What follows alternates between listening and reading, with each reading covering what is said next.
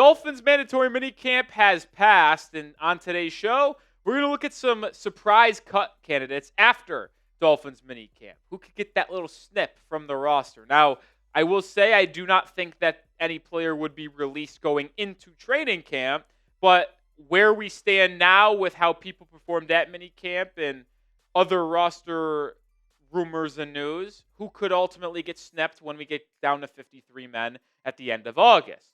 Before I give you 4 players that I think could be cut, I want you to call your shot and name a player the Dolphins should cut.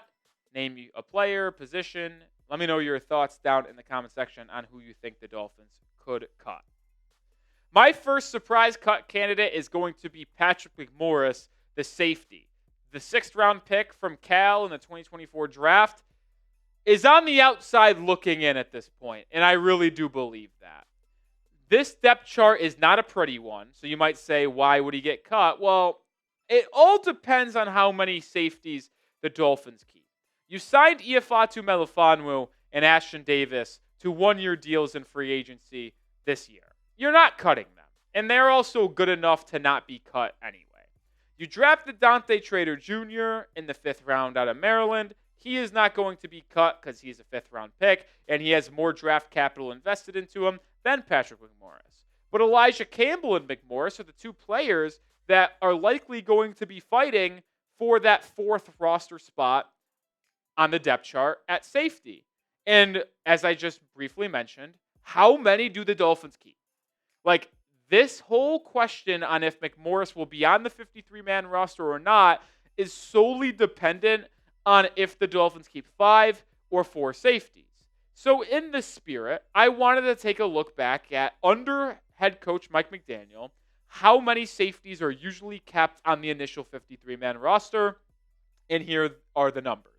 Last season, the Dolphins kept 5 safeties.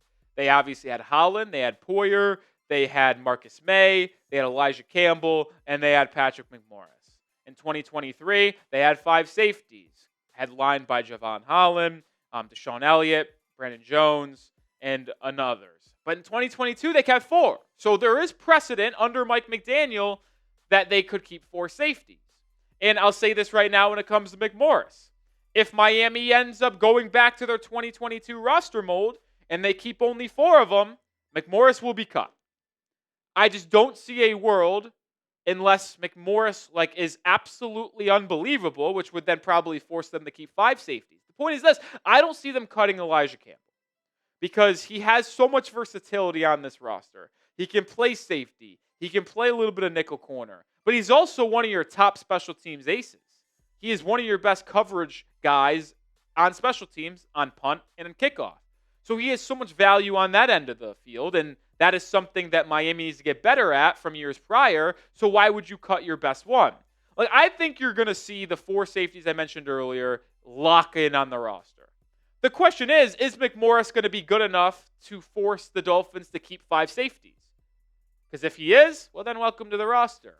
But if he's average and the Dolphins are fine keeping 4 and wanting to keep an extra position player at a different position, well then McMorris could be on the outside looking in.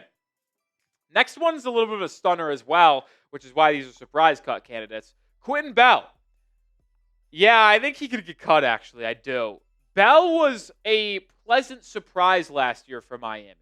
He was not anticipated to make the roster, but he did. Now, some of that had to do with some injuries, obviously. No Bradley Chubb. Jalen Phillips had a lot of questions to him. Your edges last year were Quinton Bell, Mo Kamara, Tyus Bowser. I think he was signed during the season. My memory's kind of shaky nowadays. But Quinton Bell was on the roster for all 17 games last season.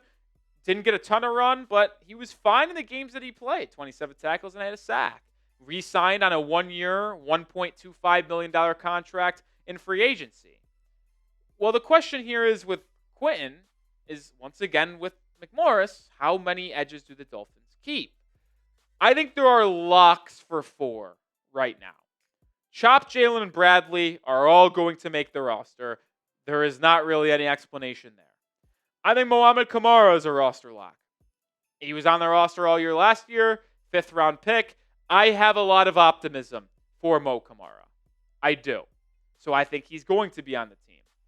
The Dolphins kept 5 edges last year, but they only kept 4 at the start of the 53-man roster in 2022 and 2023. So that 5th roster spot at edge is not guaranteed. And even if it is guaranteed, say the Dolphins are absolutely keeping 5 edges, is it a guarantee that Quinton Bell is that 5th edge? Grayson Murphy has had a really good start to his offseason, the UDFA from UCLA last year. He was good at OTAs. He was good at the beginning of minicamp. Could he end up being your 5th edge? You also have some other UDFAs making a push for the roster as well. If you keep 5 edges, Grayson Murphy and Quinton Bell will be battling it out for that spot. If you keep 4, well, I think it's a moot point. And one of those guys, whether it's Murphy or Bell, will ultimately try to be kept on the Dolphins practice squad. Make sure you are subscribed because we have coverage of the Miami Dolphins every single day. And we're looking ahead pretty early here. But at the end of August, when the Dolphins roster is trimmed to 53 people, we will have a full video breaking that down. But we have breakdowns every single day. Subscribe now. Don't miss a thing. Join the channel and join the family here at Dolphins Today. All right, another player that has frequently been on my cut candidate list, Channing Tindall, the linebacker. I thought he was a cut candidate last year, but the Finns ultimately kept 5 inside linebackers. Tindall got some run on special teams and was the backup to Anthony Walker Jr., Duke Riley, David Long Jr., and Jordan Brooks to start the year. Obviously, you saw that position have a lot of different players come in and out, with Tyrell Dodson in, David Long Jr. out, Walker Jr. in, blah, blah, blah, blah, blah. I think Channing Tindall's time on the Dolphins have come to a close. Former 3rd-round pick. This hasn't been good. It's time to cut bait. It's time to end the experiment. You have 4 linebackers guaranteed, in my opinion, for a roster spot. Jordan Brooks, Tyrell Dodson, KJ Brett, Willie Gay Jr. So you might keep 4 linebackers. And I know the conversation so much is how much do the Dolphins keep, and some of it will be decided. Like, if the Dolphins keep 5 linebackers on the interior, maybe they only keep 4 safeties. If the Dolphins keep 5 safeties, maybe they only keep 4 linebackers, 4 edges. Like, there is a domino effect here. So, yes, there are roster battles for, like, the end of the depth chart, but there's also battles of, like, is McMorris playing so well that we would rather have him at safety as a 5th guy than having Channing Tindall as the 5th linebacker? Like, those conversations do happen. It's not just black and white with position battles. Like, the play of a guy at safety could absolutely impact the Dolphins' decision on keeping an amount of linebackers. But if you do keep a 5th linebacker, I think I would rather have the UDFA out of Auburn, Eugene Asante. And I've been pretty open about that. It's a linebacker that is very experienced, 6 years in college. He's fast, ran a 4.48, 3 years at North Carolina, 3 years at Auburn. I think having him as your 5th linebacker / special teams guy, which, by the way, he had over, I believe, 400 snaps at special teams. It might be more. It might be closer to 600. But he at least had 400 snaps at special teams over his 6-year college career. You actually don't see that many snaps from a draftable linebacker. I know he wasn't drafted, but someone like that at special teams at the collegiate level. So Eugene Asante, due to his speed, his special teams experience, I would much rather have him on the roster as my 5th linebacker if they kept 5 over Channing Tindall. All right, we're going to get into our final cut candidate here in just a second. But make sure you get your Dolphins gear ready now. Fall is going to be here quicker than you realize. And this Dolphins hoodie is on sale right now for $40 off at chatsports.com/Dolphins hoodie. Sweet white hoodie with the orange and aqua palm tree accent. I absolutely love it. Grab yours today before sizes run out. chatsports.com/Dolphins hoodie. Final cut candidate. This one is no surprise. Jake Bailey. I'm actually sick and tired of making, like, cut candidate and cut projection videos and having to consistently put Jake Bailey in there. And because I'd be doing my job incorrectly if I did not put Jake Bailey in here, because if we were to talk about which player is the most likely to be cut from that group of 4 players, it's without a doubt Jake Bailey. I don't even know why he's still on the roster. They signed Ryan Stonehouse in for agency. They added Craig Aukerman to the staff as the new special teams coordinator. Stonehouse was the punter with Aukerman in Tennessee in 2022 when Stonehouse set rookie records and it was a second-team All-Pro. So, like, there is no world where Jake Bailey beats out Ryan Stonehouse for the punter job. I really don't think there is. So why not just cut him now and save $1.9 million? because we talk about signing free agents like a Rasul Douglas, like a Asante Samuel Jr., making trades. Well, if you cut Jake Bailey, you trade Jalen Ramsey, you're now creating $11.8 million in cap space. You have 13.6 right now.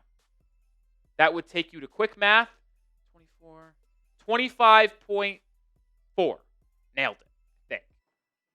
Which would give you more flexibility to sign a Douglas, a Samuel, both of them. Make a trade maybe and take in more salary. Make sure Jonnu Smith is paid so he stays on the roster. Like, I just don't understand why they're holding on to Jake Bailey. I know it's only 1.9 mil, but that could come into play. Like, it could. Like, quick little sidebars, my like wheels are turning, the hamster's moving in the brain. Like, would you sacrifice Jake Bailey in that 1.9 million and say, we'll take that $1.9 million from Jake Bailey. See ya. We'll roll with Ryan Stonehouse, and then just immediately give the $1.9 million to Jonnu Smith and say, here's a $1.9 million bump in your salary, Jonnu. Are we good for this year on a 1-year contract? That probably is good enough, right? Like, that's my point here. Why not cut him? He's not going to make the roster. Free the $1.9 million cap space, and let's do it. Come on. All right, so who is the most likely to be cut out of the players we're talking about? I think Jake Bailey's a foregone conclusion. It's a matter of when, not if. So let's ask about the other 3 players. Who is the most likely? PM for Patrick McMorris, type QB for Quinton Bell, or type CT for Channing Tindall? I'm going to give you an answer that I don't think many people expected. My sneaky answer, I think it could be Quinton Bell, man. Most likely. I like Quinn, but he's only a 1-year, $1.25 million contract. He was a UDFA originally, so it's not like they invested a draft pick into him. I really think Grayson Murphy is playing well. And with Bradley Chubb, Jalen Phillips, and Chop Robinson all being fully healthy, maybe this coaching staff views the edge as like, we don't really need 5 guys because we have such a good top 3. If no injuries to those top 3 occur in training camp in the preseason and they're fully healthy for week 1, I could see them saying, we'll just keep a couple guys on our practice squad, and if we actually do suffer an injury, then we'll just sign another guy from there or go out and sign someone in free agency. So I do think the Dolphins, if there was one position out of linebacker, safety, edge, that could actually just keep 4 guys rather than 5, I think it could be edge, assuming your top 3 stay fully healthy and they expect to jump up in production from 5th-round pick Mohamed Kamara. All right, I'll do it for this episode of Dolphins Today. Appreciate everybody for hanging in with us here on this episode. Join the channel today for daily content. I'm Nic Rohloff. As always, go Fins.